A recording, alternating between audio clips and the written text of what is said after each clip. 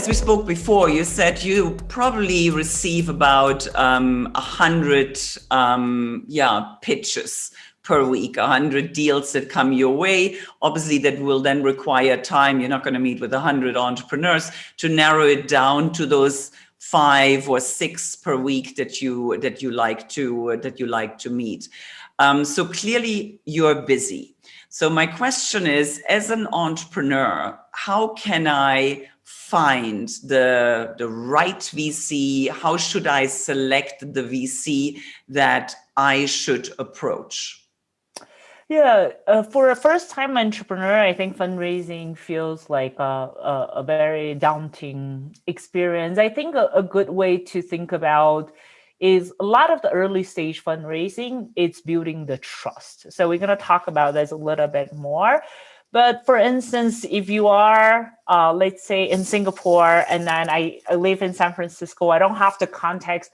All of a sudden you send me an email and trying to build that trust is really difficult, right? So the main question on your fundraising is first, how do you create a little bit of momentum in your fundraising? Very often, that's how the first check comes in. It's your network that knows you quite well. They can command a little bit of capital, maybe even if it's $10,000, maybe it's $50,000. But once you approach someone and say, I already have some capital in, that's much easier because you're trying to create momentum in the fundraising. But not always the companies that come to us have raised any capital. So that's definitely not a requirement. So when they come to us, for us, what we're really trying to look at with the entrepreneurs is, can they execute the plan that they tell us they can? Now we can break it down a little bit of what we are looking for when we think about the deals and get more into like the specifics on the tips. But I think the thing for you as an entrepreneur to remember is always the word trust.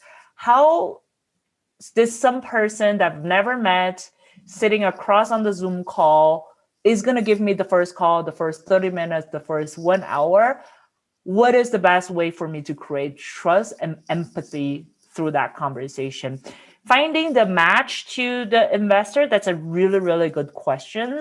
I think some investors would write the last 25% of your round. So let's say if you're raising $500,000 and they say, I will only write the last 100K, please come back for the first 400K. 500 startups, for instance, are often the first money or the first institutional money. So understanding a little bit of the investment thesis and where each fund comes in, it's very important also in your fundraising cycle. Yeah.